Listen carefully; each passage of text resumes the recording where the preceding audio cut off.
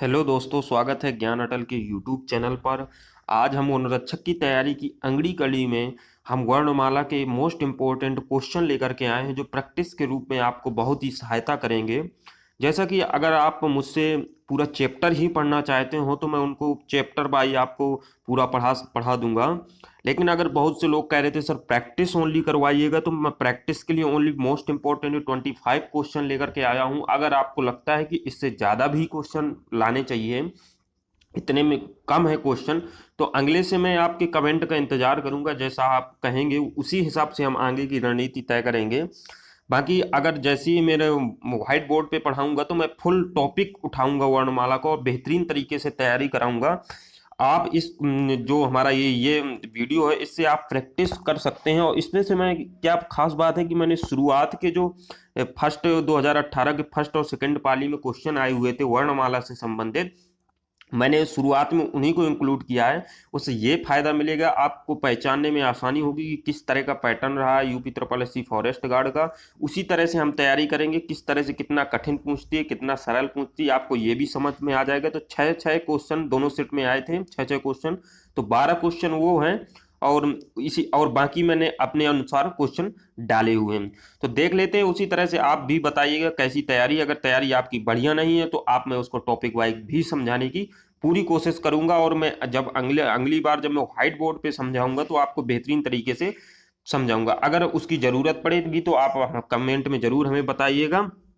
उसी तरह से हम आगे की रणनीति तय करेंगे। नहीं तो हम क्या करेंगे कि प्रतिदिन डेली हम एक चैप्टर का प्रैक्टिस सेट लेकर आएंगे। जैसे आज वर्णमाला का है तो अगला हमारा जो चिन्ह है, कारक है, अव्यय है, इस तरह के हम आगे जिस तरह से टॉपिक वाइज टॉपिक आपको प्रैक्टिस सेट प्रतिदिन एक उपलब्ध करवाते रहेंगे। तो चलिए शुरू करते हैं वर्णमाला का ये पहला वीडियो। पहला हमारा क्वेश्चन है कि दंतोष्ठ की ध्वनि कौन सी। दंतोष्ठ हमारी कौन सी, जैसे ये फा है हमारा बी नंबर, ये हमारा हो जाएगा, हमारा ये ओष्ठ ध्वनि है। जो हमारा आर है, रा है, तो ये हमारा मूर्धन्य होती है। और जो ये हमारी ये या है वो हमारी तालव्य यानी तालु होती है। और वह हमारा इसका सही आंसर हो जाएगा ए, ये हमारी दंतोष्ठ ध्वनि होती है। अगला जो हमारा क्वेश्चन है वो ये है कि स्पर्श व्यंजन कंठ ध्वनि, आघोष और महाप्राण ध्वनि है। तो सबसे पहले हम इसमें ये देखेंगे स्पर्श व्यंजन कौन कौन से होते हैं। तो स्पर्श व्यंजन हमारे होते हैं का, खा, गा, घा, अंगा। मैं लिखता जाऊं, कहे तो का, खा, गा, घा और अंगा, ये हमारे स्पर्श व्यंजन है। फिर हमें दूसरा हमें पूछ रहा है कंठ ध्वनि। तो कंठ ध्वनि हमारी क्या होती है, का भी होता है हमारा, खा भी होता है हमारा, और गा भी होता है और घा भी होता है। तो हमारा ये अंगा नहीं होता है, तो इसको हमने कैंसिल कर दिया। अगला हम फिर एक हमें ये हमारा होता है आघोष। पूछ रहा है कि आघोष कौन से होते हैं। तो आघोष हमारे होते हैं का और खा। का और खा हमारे आघोष होते हैं। तो का और खा, का खा यानी प्रत्येक वर्ग का पहला और दूसरा व्यंजन हमारे आघोष होते हैं। और आघोष हमारे या, रा, ला, वा भी होते हैं। तो इस तरह से हमारा अब हमारे विकल्प बचे का और खा। जो अगला हमारा पूछ रहा है कि महाप्राण ध्वनि भी इसमें इंक्लूड किया कि महाप्राण ध्वनि कौन कौन सी है। तो हमारा महाप्राण ध्वनि होती है हमारी प्रत्येक वर्ग का दूसरा और चौथा। तो प्रत्येक वर्ग यानी हमारे यहाँ पे तो अभी का और खा है, तो प्रत्येक वर्ग का दूसरा यानी हमारा बचेगा खा। तो इसका सही आंसर हो जाएगा हमारा सी। तो इस तरीके से हम क्वेश्चन को एक तरीके से तैयार करते हैं। एक एक तरीके की पहले हम स्पर्श व्यंजन देख लेंगे कि इनमें से स्पर्श व्यंजन कौन सा है। अगर जो नहीं होगा उसे कट कर देंगे। कंठ ध्वनि हम पहले देख लेंगे, फिर आघोष देख लेंगे, फिर महाप्राण ध्वनि देख लेंगे। इस तरह से हम क्वेश्चन को डिफाइन करते हैं। तो इसका आंसर हमारा सी हो जाएगा। अगला जो हमारा क्वेश्चन है वो हमारा है कि जब एक ही ध्वनि का द्वित्व हो जाए तब वो क्या कहलाता है। ये देखिए आया हुआ 2018 का प्रश्न है कि जब एक ही ध्वनि का द्वित्व हो जाए तब वो क्या कहलाता है। तो ये इसका सही आंसर हो जाएगा हमारा युग्मक ध्वनियां जो होती है वही हमारे ध्वनि का द्वित्व जब हो जाता है वो तब ध्वनियां। जब आपको ये देखो चीजें आप रिलेट करते जाइए। अगर तो आपको चीजें समझ में नहीं आ रही तो कमेंट में जरूर लिखिएगा। आपको मैं बेहतरीन तरीके से इस टॉपिक को समझाऊंगा और बहुत ही अच्छे तरीके से तैयारी कराऊंगा। इसलिए मैंने ये पहले प्रैक्टिस लिया है। मैं सोचा देखना चाहता हूँ कि आपकी अगर तैयारी बढ़िया है, आप स्कोर जरूर लिखिए। 25 है, अगर आपका 20 ऊपर जाता है तभी आप स्कोर जरूर लिखिएगा, तभी आपकी तैयारी अच्छी है, क्योंकि हम 80/80 की तैयारी करेंगे, कम से कम 70 प्लस हमें स्कोर लाना है, तभी हम इस एग्जाम में सफल हो सकते हैं। अगला है कि हमारा कंठ तालव्य कौन सा है, तो कंठ तालव्य कौन सा है, तो कंठ तालव्य हमारे जैसे ऊ, छोटा ऊ और बड़ा ऊ हमारे ये होते हैं, ओष्ठ होते हैं, और जो आर और रा और सीटी वाला सा है जो, तो ये मूर्धन्य सा है, ये हमारी मूर्धा होती हैं। जो ए और छोटा ए और बड़ा ए जो है हमारा, ये हमारा यही हमारा कंठ तालव्य होता है, और जबकि ये छोटा और बड़ा जो हमारा है ये हमारा कंठ में आते हैं। तो इसका सही आंसर जो हो जाएगा हमारा वो हो जाएगा ए और बड़ा ए। अगला हमारा जो क्वेश्चन है वो हमारा है कि सभी महाप्राण वर्ण वाला वर्ग है, तो सभी महाप्राण, सबसे पहले हमें देखिए ये देखना पड़ेगा महाप्राण वर्ग किसे कहते हैं। तो एक होता है अल्प प्राण, एक होता है महाप्राण। तो अल्प प्राण यानी सभी वर्गों का पहला, तीसरा, पांचवा और अंतस्थ व्यंजन होते हैं, वो हमारे अल्प प्राण होते हैं। यहाँ पर पूछा गया कि महाप्राण क्या होते हैं, तो महाप्राण वर्ग उन्हें कहते हैं जो सभी वर्गों का दूसरा और चौथा, और ऊष्म व्यंजन जो होते हैं वो हमारे ऊष्म व्यंजन हमारे हो जाएंगे तालव्य सा, मूर्धनी, तीनों हमारे जो सा होते हैं तालव्य सा, मूर्धनी सा और दंती सा, और हा जो होते हैं हमारे, ये हमारे हो जाएंगे ऊष्म व्यंजन है जो उनको जोड़ लिया जाता है। तो हमारे इसका जो सही आंसर हो जाएगा हमारा वो हो जाएगा ये ए नंबर, क्योंकि ये सेकंड हमारा पूछा गया है, ये महाप्राण में दूसरा वर्ग। तो का और खा हमारा दूसरा वर्ग है, छा हमारा है, और फिर हमारा ठा है, तो ये हमारा इनका भी ये हो जाएगा। छा हमारा जो है वो हमारा चा वर्ग का दूसरा वर्ग है, और जो हमारा ठा है, ठा भी हमारा टा वर्ग का दूसरा वर्ग है। तो इस तरह से इसका आंसर ए हो जाएगा। अगला जो हमारा क्वेश्चन है वो हमारा है कि सभी, छठवां क्वेश्चन है हमारा कि सभी स्पर्श व्यंजन कौन से वर्ग में हैं। तो सभी स्पर्श व्यंजन कौन से वर्ग में हैं, सभी स्पर्श व्यंजन हमारा, इसका सही आंसर हो जाएगा का, रा, ला, हा। नहीं, इसका सही आंसर नहीं है, ये ना हो जाएगा, इसका का तो है, ये रा है, इसमें चा नहीं है, तो इसका सही आंसर हमारा हो जाएगा सी नंबर होगा, का और चा और पा और दा, स्पर्श व्यंजन का, चा, पा, दा। फिर अगला हमारा क्वेश्चन है कि अर्धविवर्त स्वर हमारे कौन से होते हैं। तो सबसे पहले हम विवर्त स्वर कहते किन्हें हैं, तो विवर्त स्वर हमारे जैसे मुख द्वार के खुलने के आधार पर स्वर 4 प्रकार के होते हैं मुख्यतः। एक होता है विव्रत, एक होता है अर्धविव्रत, एक होता है अर्धसंवृत, एक होता है संवृत। इस तरह से 4 प्रकार के हमारे मुख के द्वार के खुलने के द्वारा होते हैं। इसमें पूछा गया अर्धविवर्त किसे कहते हैं, तो अर्धविवर्त उन्हें कहते हैं जिन स्वरों के उच्चारण में मुख द्वार आधा खुलता है।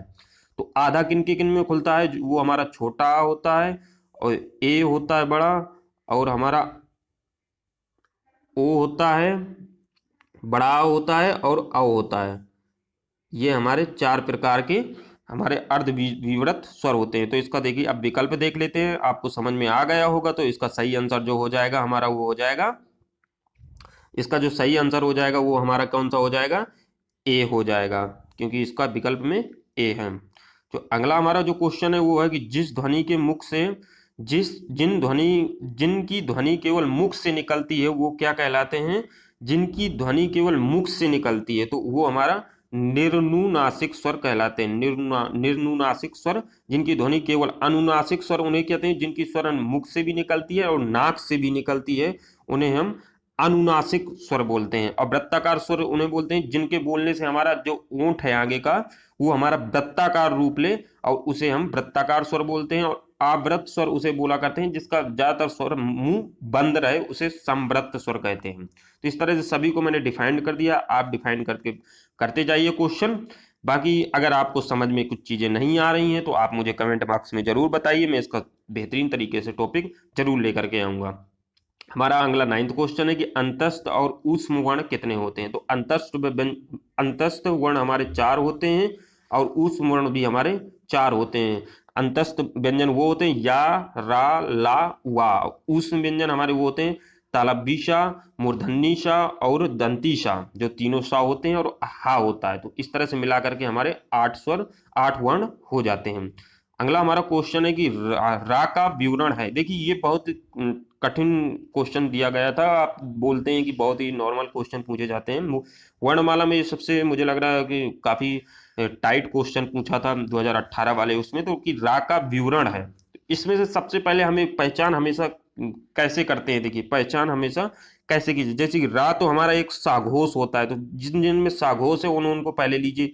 देखिए हमारा ए नंबर में साघोष है, बी नंबर में साघोष है, डी में साघोष है, सी में नहीं, तो सबसे पहले इसको तो हमारा कट ही हो गया ऑप्शन। इस तरह से हम पेपर में क्वेश्चन को देखते हैं। दूसरा है कि रा हमारा अल्प प्राण में आता है, तो अल्प प्राण में इनमें जिनमें जिनमें अल्प प्राण है तो अल्प प्राण हमारा सबसे पहले वाले में बसे ओनली, तो सही आंसर उसका हो जाएगा ए नंबर। इस तरह से हम क्वेश्चन को डिफाइन करते हैं और फिर उसका आंसर देते हैं। देखिए काफी टाइट क्वेश्चन था, क्योंकि लुंठित भी पूछ लिया था, वत्स भी पूछ लिया था, तो इस तरह से क्वेश्चन आपको डिफाइन करना होता है। काफी अच्छी पेपर रहता है हिंदी विभाग, हिंदी का, तो आप अच्छे से तैयारी करिएगा। बाकी मैं हूँ जो भी आपको टेंशन हो बताते जाए। अगला क्वेश्चन है कि काकल्य वर्ण कौन से होते हैं। देखिए काकर्ण वर्ण कौन से होते हैं, तो काकर्ण वर्ण हमारा हो जाएगा। देखिए अब सबसे पहले यही कि काकल्य वर्ण होते कौन, परिभाषा क्या होती है काकल्य वर्ण की, तभी तो आप पहचान पाओगे। तो जिन व्यंजन ध्वनियों के उच्चारण में मुख गुहा खुली रहती है और वायु बंद कंठ को खोल करके झटके के साथ बाहर निकलती है, झटके जैसे हा हा, तो झटके के साथ बाहर से निकलती है, उसे हम क्या कहते हैं, काकल्य वर्ण कहते हैं। तो हा जो हमारा होता है वो झटके से बाहर हा बोल के देखिएगा आप, तो आप समझ में आ जाएगा कि हा जैसे है तो काकल्य वर्ण में आता है। झटके के साथ जो निकलती है ध्वनि उसे बोलते हैं काकल्य वर्ण। अगला है कि हमारा या का उच्चारण स्थान क्या है। ये तो काफी नॉर्मल क्वेश्चन है, ये तो उसको आपको बता देना चाहिए।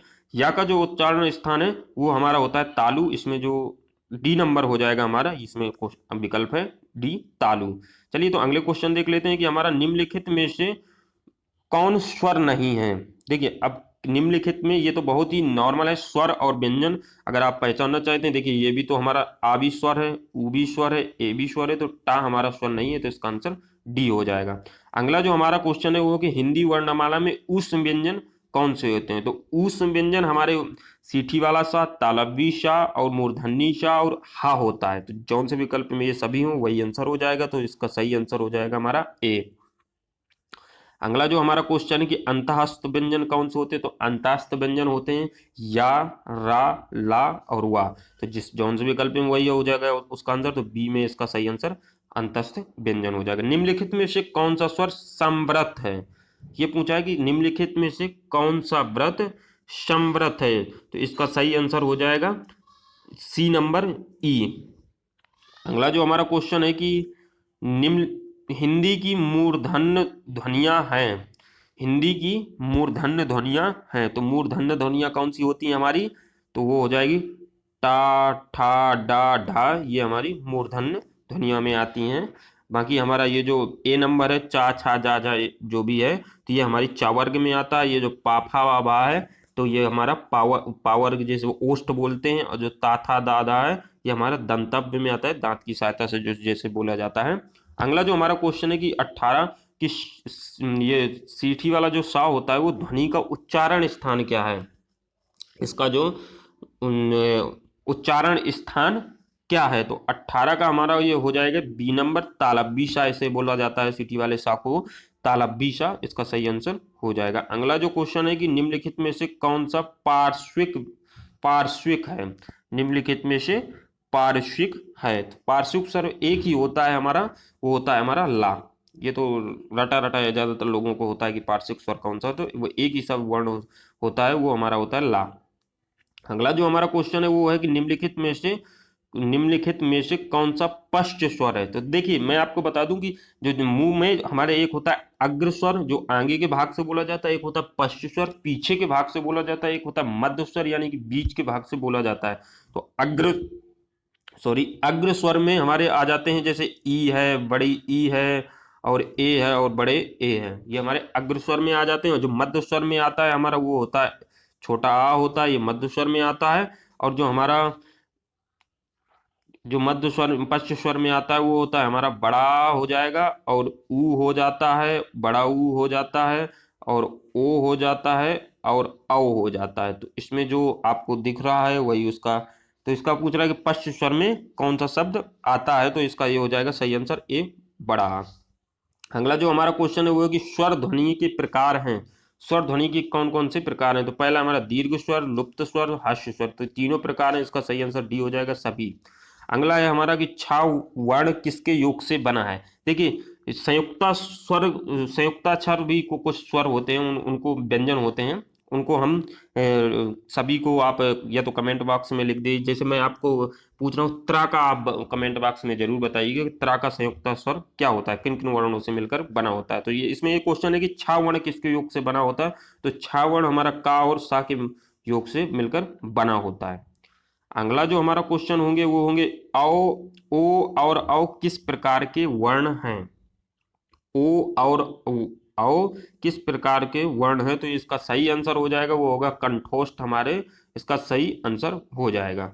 अगला जो हमारा क्वेश्चन है वो है कि निम्न में अर्ध स्वर कहलाता है। तो अर्ध स्वर हमारा या कहलाता है, उसे हम अर्ध स्वर की संज्ञा में आता है, उसे हम अर्ध स्वर कहते हैं। लास्ट हमारा क्वेश्चन है कि निम्नलिखित में कौन स्वर व्यंजन है?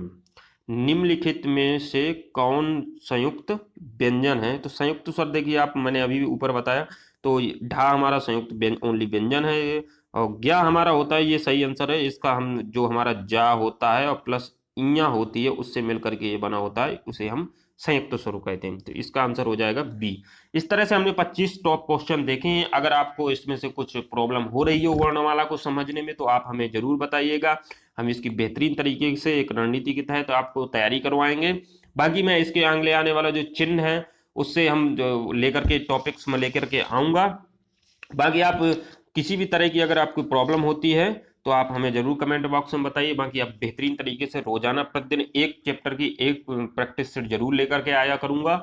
और जल्द ही जैसे ही हमारे सब्सक्राइबर्स पूरे होते हैं तो मैं लाइव क्लास सोच रहा हूँ कि 3 क्लास कम से कम दूँ, जीएस और रीजनिंग और हिंदी की, और बेहतरीन तरीके से तैयारी करें और इस बार सिलेक्शन लें 2021 में, और माँ और पापा और अपना सपना जो वर्दी का है उसे पूरा करें। और कहते नहीं कि अगर जो मजा अपने माता और पिता को वर्दी में पहनकर सलूट करने में, वो मजा और कहीं नहीं है। तो आप, मेरे सभी लोगों से यही गुजारिश है कि आप ज़्यादा से ज़्यादा मेरे चैनल को सब्सक्राइब करिए, लाइक करिए वीडियो को, और लोगों को शेयर करते रहिए। आसपास जिनके भी यारों दोस्तों के फ़ोन मिले, घर में जिनके फ़ोन हो, तो सभी से सब्सक्राइब जरूर कर लीजिएगा। इससे हम एक मोटिवेट भी होते हैं और हमारा चैनल ग्रो होगा। उससे हम क्या होगा कि हम जो हमारे चीज़ें हैं वो खुलती जाएंगी और हम लाइव क्लास आने का हमारा जो सपना है वो पूरा हो सकेगा। तो चलिए मिलते हैं फिर अगले वीडियो में इसी तरह की। तब तक के लिए जय हिंद।